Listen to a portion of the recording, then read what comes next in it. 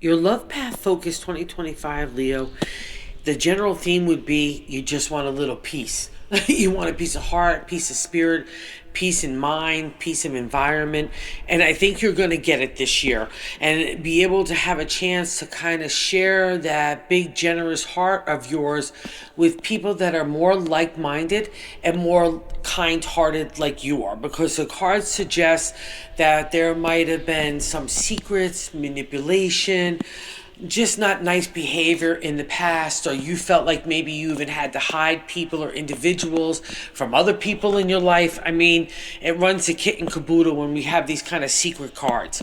But out of that, it's taught you like the things that you want in relationship and the things that you don't want in a relationship. And sometimes in life, especially as a Leo with that beautiful golden heart of yours, it could be vulnerable and naive in the best of ways, and people that are manipulative or shady can take advantage of it. So if any of that has kind of touched you, that's just part of the learning process of having a big heart.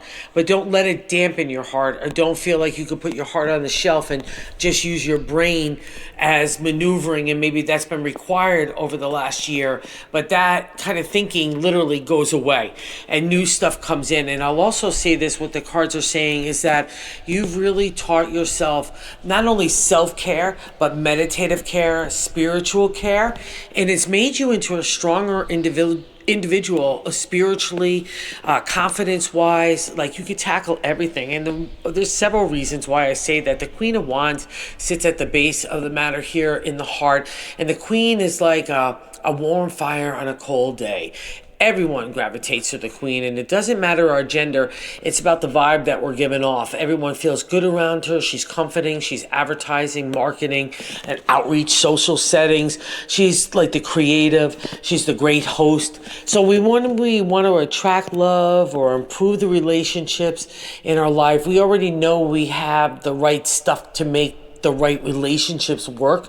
Maybe we just need the right people. And that's what the cards say. If that's a shift that's happening in your life with regards to your heart, it's, you're coming towards the end of it, and it was meant to respect yourself, really, because, and not in that ego pride way, but because you rule that in part as Leo, but more of like, hey, I really like myself. I have a good heart. I have good character. I'm a hard worker. I'm a nice person. All the things that we want to find in an individual's personality and characteristics, So you have all that. So believe it. Be reminded of it. And also, too, I'll say this as a caveat.